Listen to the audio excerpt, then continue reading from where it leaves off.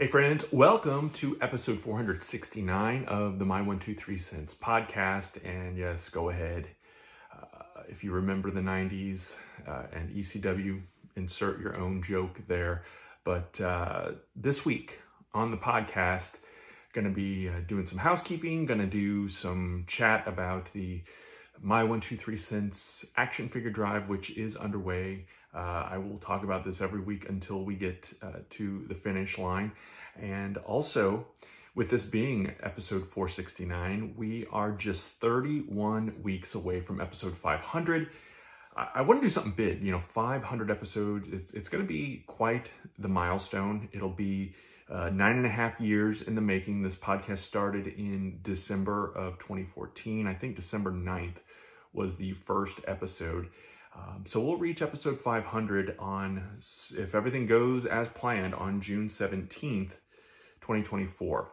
And there are some significant milestones. I looked at the calendar here before I started recording, and this show drops on Mondays. So I know this year that Christmas and New Year's Day are both on Mondays. And of course, New Year's Day is the day after 12/31/23, which is spells out 123 twice. So it's the ultimate My 123 Cents Day. So gonna have some things planned in the month of December, counting down and building up and leading up to that. And we'll be talking about other fun and exciting things on the YouTube channel, the podcast. So if you are listening and or watching, I appreciate that. Subscribe to both. Subscribe wherever you get podcasts. Subscribe on the YouTube channel. Leave review. Make comments.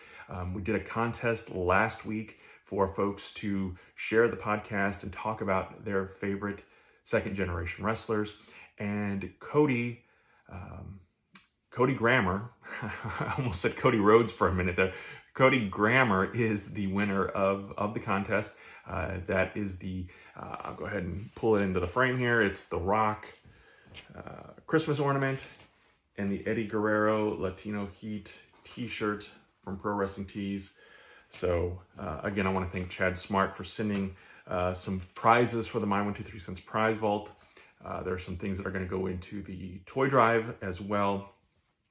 Cody, I'll get in touch with you too and get these delivered to you or meet you somewhere and get them to you ASAP. But the toy drive, again, even if it's just a couple bucks, a donation that can go towards the pot and going out and buying more toys for this year's drive. Again, the goal is 300. If you live in Southern Illinois, you can drop off at the Castle Perilous bookstore in Carbondale. You can meet me somewhere along the way and we can do a drop off and pick up, or you can Venmo me. You can also order toys through Amazon or through Ringside, and that they run specials all the time. So if you are so inclined, I know, the Major Wrestling Figure Podcast, that's where I actually got the idea to do the toy drive from. So they're doing it. This is year 6 for both of us. So if you are so inclined to donate, again, the toys stay here in Southern Illinois, 5 counties that distribute for Toys for Tots, that distribute into Jackson, Williamson, Saline, Franklin, and Jefferson County. So it's that upside down T in Southern Illinois. If you know, then you know. But if you, again, are so inclined, I would take any kind of donation. My Venmo handle is Kevin-Huntsperger. I also have PayPal. You can send a donation that way as well. Again, I'm not a 501(c)(3). There's no tax deductions or anything like that. This is just kind of a fly-by-night. But I can promise you with 100% authenticity that every penny that is donated goes directly to buying toys and then distributed here in Southern Illinois. So I want to thank everyone who has already donated. And if you are thinking about donating, I will gladly meet you somewhere, or like I said, we can work out the ways. I can send you my address if you want to ship from Ringside or from Amazon or another company that does that kind of thing. This week, I'd kind of debated and was going back and forth on what to do for a topic. I thought Survivor Series was this weekend this past weekend that we just had, but it's actually next weekend. So probably, because next week we're going to be out of town, I'll probably record midweek and do some sort of Survivor Series special.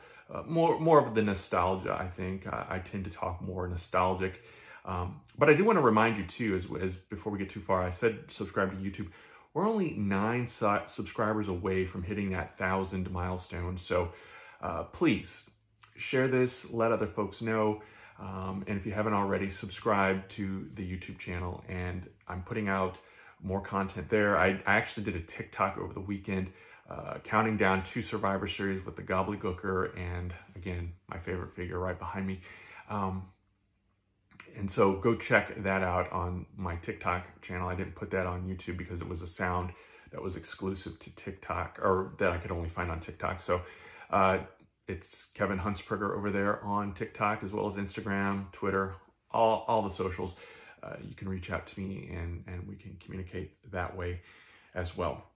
So this week I'm doing another 6 cents. And if you're new to the show, 6 cents is basically, instead of a Mount Rushmore, I add up the 1, 2, 3 of my 1, 2, 3 cents to get 6, and hence 6 cents. It all comes out nicely in the wash, and it makes sense to people. So this week I am doing, I posted a question on Facebook earlier in the week about wrestlers that we never had an opportunity to see live and in person, and got an overwhelming response. A lot of people weighed in and listed the wrestlers that they wish they had been able to see live and in person. And so you can join the My 1, 2, 3 Cents Facebook group. Right now, it is still public. There have been some bots or spam accounts that have posted some pornographic materials in there. I have deleted those and blocked those people. If this continues to be an issue, and this is a Facebook thing, I mean, it's not, the bots, they're getting in there. I will end up making it a private group, and then people will have to request to join. But right now, I'm just opening it up to anyone that is a wrestling fan to come in, start a conversation, join a conversation, preferably one without offensive materials in it. So again, if you haven't already, follow the My 1, 2, 3 Cents page on Facebook, and I try to do different content on the page versus content that goes into the group. The group can be more interactive and more fun. They can all be interactive and fun, but with a page, typically speaking, you only want to post once or twice a day versus a group where you can get in there and have those conversation starters, which is partly what I did. I think I posted this on the Facebook page, though, where it got a lot of response.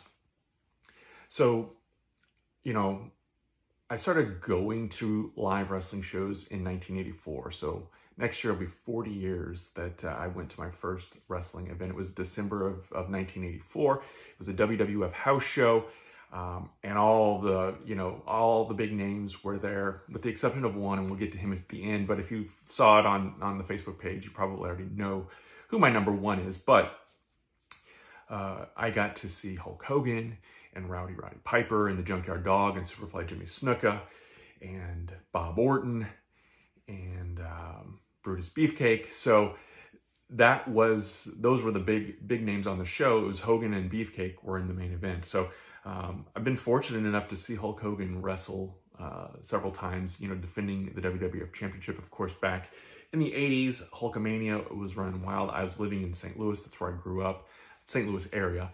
And when a house show would come through, we didn't go all the time. And going back and looking at the history of WWE online, WWF came through St. Louis a lot, multiple times a year, actually.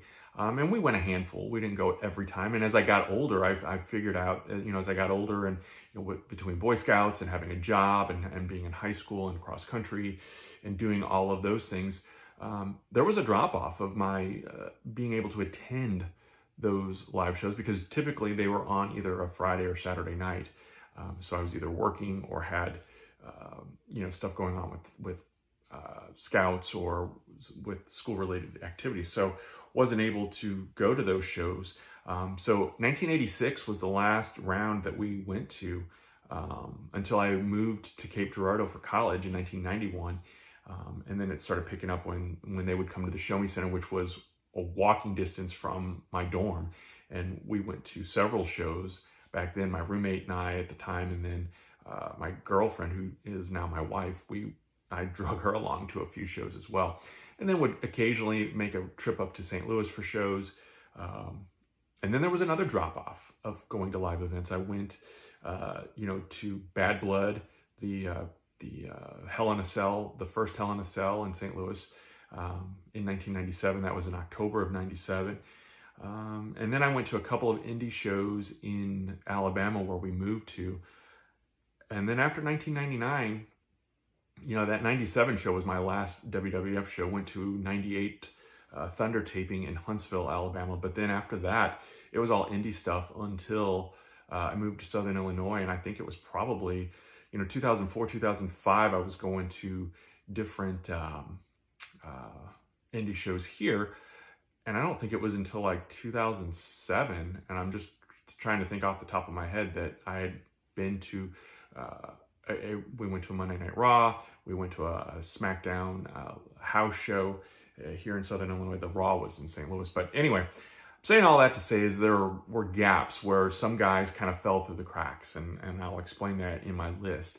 But my number 6 is Magnum TA, who I think was a guy who was destined for greatness. I have talked about him on this podcast. I've talked about him in videos on the Give Me a Minute on the YouTube channel, so check out those videos. Magnum TA at the time, 85, 86, before his accident, was destined to be the NWA World Heavyweight Champion. I think there's no doubt about that. I think Ric Flair has publicly said that, but you could tell the trajectory in 86, and I don't know that he would have won it in 86 at Starrcade that year, but I could definitely see him instead of Ron Garvin, who won it in 87. I could definitely see Magnum TA being the NWA Heavyweight Champion. To me, I kind of envisioned Magnum being sort of like Sting, winning the title, losing the title, coming back to the title. But back then in the late 80s, it was all about the chase, with the babyface going after the heel and Ric Flair always winning the title back. But I do think Magnum would have won the title, and I do think eventually he would have ended up in the WWF. I really do. But he's someone that I would have liked to have seen live. The fans always reacted well to him, and that kind of energy and that positive stuff. I went to a handful of NWA shows as a kid. It was early 85, got to see Bruiser Brody, got to see, of course, Flair, got to see Kerry Von Erich, and they weren't Jim Crockett promotion shows where Magnum was wrestling. They were NWA sanctioned events in the St. Louis area. So Wahoo McDaniel and Harley Race and The Missing Link and Dan Spivey and those guys were coming through at that point, but not a lot of the JCP guys. We didn't see the Horsemen there. Flair would come in and defend the title, and then it was on to the next show. Like I said, I did that twice in 85, and then in 1990 went to Starrcade 90, where we'll get to someone else here in a minute too that I missed out on. But Magnum was already off the shelf, and I think was maybe announcer in 90, but Magnum TA, number 6 for me, wanting to see live. Number 5, and this is a guy that I missed in that era, and I am picking all nostalgia acts, guys that have either since passed away or retired and not wrestling anymore. So because I do feel like there's a lot of guys, especially on the AEW roster, that I'd like to see live, but I haven't been able to yet. But I feel like there's still that potential, there's still that opportunity, there's still that chance. So my number 5 is Ravishing Rick Rude. I think that Rick Rude is one of the best heels of all time. I think that his run in the WWF, which would have been when I would have been more inclined to have been able to see him in person wrestle, because like I mentioned, 86 was my last show until 91. And so that 5 years, Rude came in and made quite an impact in 87, won the Intercontinental Championship in 89, but he's gone by fall of 90, and then doesn't show up in WCW until fall of 91. And my one WCW event was Starrcade 90, so missed him in that capacity. And then by the time I was going back to shows, he was pretty much retired and not wrestling anymore. I don't know if he may have been a part of that that Thunder that I was at in Huntsville. I didn't look that up. He may have been there at like as, you know, he was kind of that NWO mouthpiece, but was not wrestling anymore. And Rick Rude, I think, one of the all-time greats. Had I been living in Southern Illinois or in Cape Girardeau, like I said, where I went to college, I could have attended, and that'll knock out number 4 for me as well. I could have attended a Superstars taping that happened at the Show Me Center back in the day. It's the incident with Rick Rude and Cheryl Roberts, who of course is the wife of Jake the Snake Roberts, who is number 4 on my list of guys that I never got to see wrestle live. And that, I couldn't believe it when I realized that. But again, Jake came in 86. He was at WrestleMania 2. We went to that show in August of 86 in St. Louis, but he wasn't on the card. I went back and double checked. That was the night of the Sam Munchnick tournament to crown a King of the Ring. Harley Race ended up winning that. It was headlined by Hulk Hogan versus Paul Orndorff. This is in an era too when WWF is running 2, sometimes 3 different cities on the same night. And so Jake was probably on one of those other cards, you know, because we didn't have Macho Man Randy Savage there. I did get to see Randy Savage wrestle live down the road. It was at a show in Cape Girardeau. But, you know, the big, spectacular Jake the Snake, you know, bringing out the Damien, doing the DDT, getting the crowd riled up. I kind of miss out on that opportunity. Now, in June of 1996, when Jake came back to the WWF, this was a week prior to the King of the Ring that year in 96. There was a house show in St. Louis. My dad and I went. It was on Father's Day, actually. And Jake was supposed to wrestle Steve Austin. This is, again, a week before the King of the Ring, which, of course, if you remember, the finals of the King of the Ring, it was Jake the Snake Roberts versus Stone Cold Steve Austin, or Steve Austin. I can't remember when he officially became Stone Cold, but Jake was not at that St. Louis house show, and instead we got Austin versus Duke the Dumpster Drosy, which, you know, was what it was, but that would have been my one opportunity to see Jake. Now, even if I would have seen him in 96, I don't think it would have been the same as seeing him in 86, obviously. You know, Jake had been through a lot between 86 and 96, but I think that getting to see him in that original WWF run would have been great. Now, I have met Jake the Snake Roberts a couple of times at a WrestleCon event in 2012, I believe it was, and then in 2014, Chad and I were in New Orleans for WrestleMania 30, and that was the year that Jake was getting inducted into the Hall of Fame. So we saw him at the Hall of Fame ceremony, but prior to that, he was doing kind of an independent signing at a bar in New Orleans, and we had the opportunity to meet him, go in, shake his hand, and take a picture. So I've met Jake, but did not get to see him wrestle in person. My number 3 is another superstar that I have met in person, actually the very first superstar that I ever got to meet, but he's also someone who has me blocked on Twitter for some reason, and again, I have no idea why, but it is the Honky Tonk Man. Now, I met Honky Tonk Man in the fall of 1997 as they were building up and doing promotional tours, the WWF that is, for the that Bad Blood Hell in a Cell, that In Your House pay-per-view that was coming to St. Louis. Honky was working as kind of an ambassador of sorts, had come to St. Louis months prior, maybe you know, weeks prior to the pay-per-view, and he was arm wrestling people at Union Station in downtown St. Louis.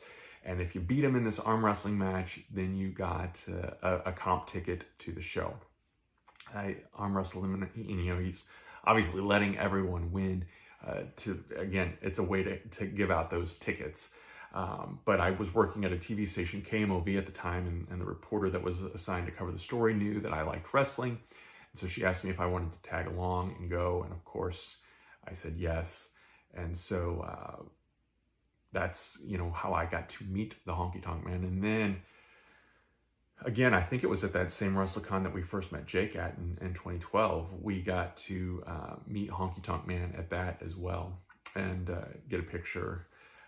And Chad met him somewhere along the way too and got an autograph that I have back there behind me in my display case. But seeing him live and in person, you know, again, 86, that last show that I went to, he wasn't a part of that. And then by the time I went back in the early 90s, he was gone from WWE. So again, he falls into that crowd, and just had that missed opportunity of seeing him. Number 2, baby, is the American Dream, Dusty Rhodes, if you will. And Dusty, like I mentioned,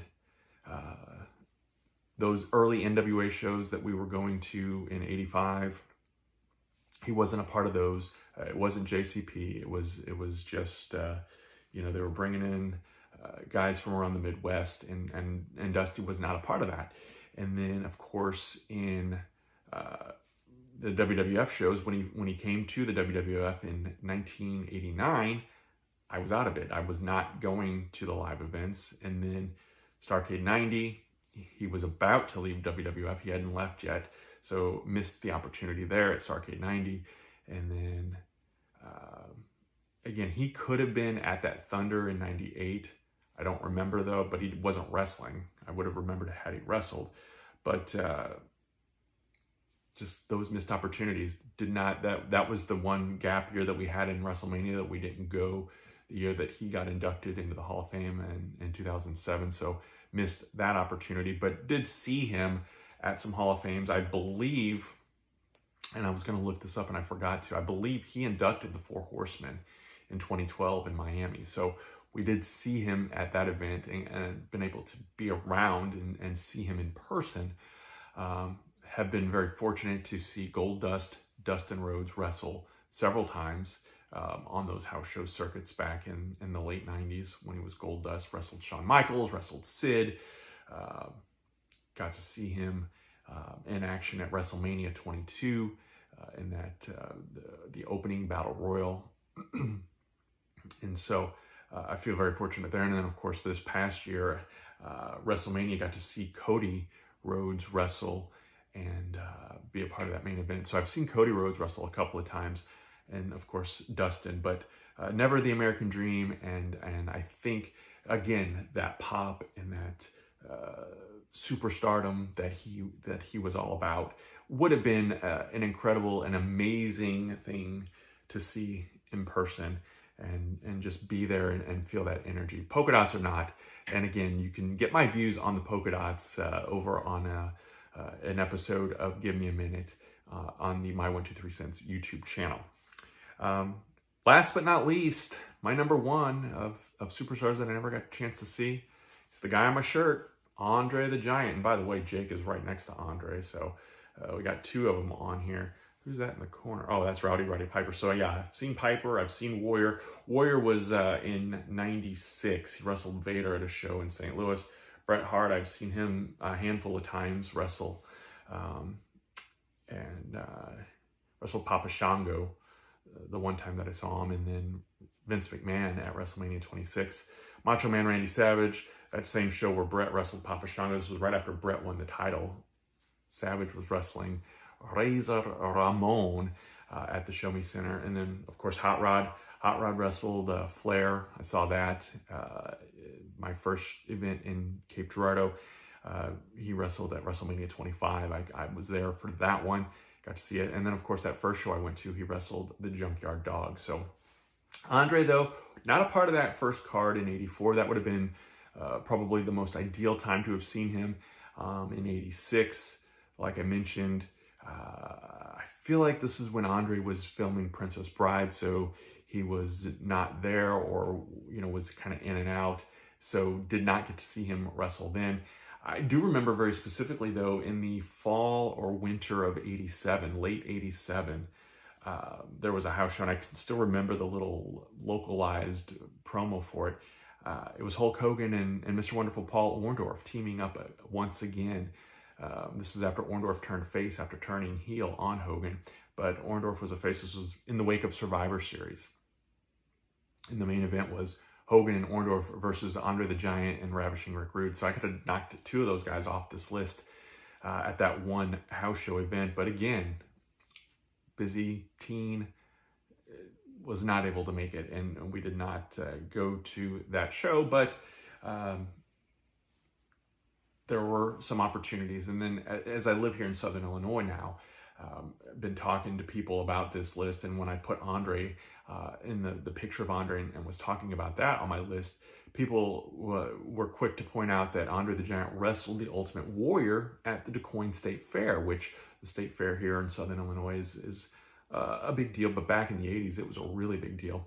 And I'm going to guess that this would have been that run in 89, right before Warrior went on to win the heavyweight title. And I don't know that Warrior, if it was at the DuQuoin State Fair, this would have been right after Warrior won the Intercontinental title back from Rick Rude. But it was a quick match, they said. And but still, even just to be able to see Andre in person and that spectacle, never was able to see him even in person. Everyone else on the list I have seen or met in real life, but Andre is the one guy. I take that back. Magnum TA, I was never able to see him at a live event either. But, Andre would have been incredible. I've had my picture taken with the giant statue that they released at WrestleMania several years ago. But it's not the same, obviously. And just being able to see him in person would have been really cool.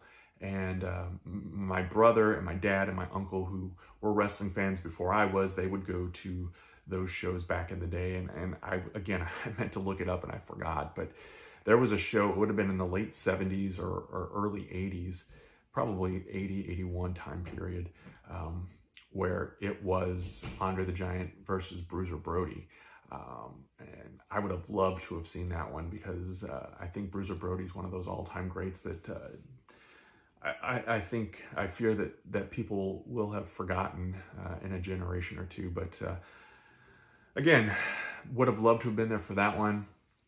But as they say, it is what it is. It was what it was, and was not able to make it to those events. But that's my list. My 6 guys that I would have liked to have seen in person wrestle. Again, number 6, Magnum TA. Number 5, Ravishing Rick Rude. Number 4, Jake the Snake Roberts. Number 3, the Honky Tonk Man. Number 2, the American Dream, Death the Rose. I don't know why I have to do that every time. And number 1, Andre the Giant. I do some really bad impressions, and I apologize for that. But that being said, that's my list. I want to know your list. Weigh in. You can comment on the video. You can comment on the podcast itself, wherever you listen to podcasts. Again, give it a review, like it, subscribe, and let me know what you're thinking, what your thoughts are, and what you would like to see for episode 500, which again is coming up not until June 17th, but it's going to be a big deal, and I want to make a big deal out of it. So we'll see if we can find a big guest for that week's episode.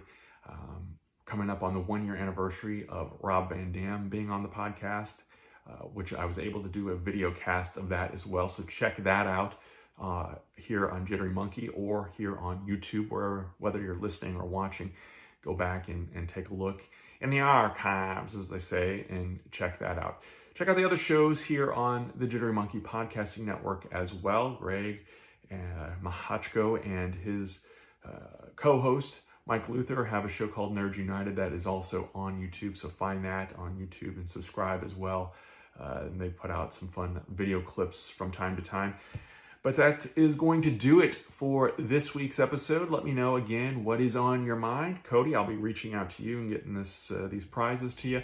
If you want to win something sometime, be sure to like, subscribe, follow for updates and know what is happening in the world of my 1, 2, 3 cents. Friends, thank you so much for listening and or watching. Have a great week, and we will talk again soon.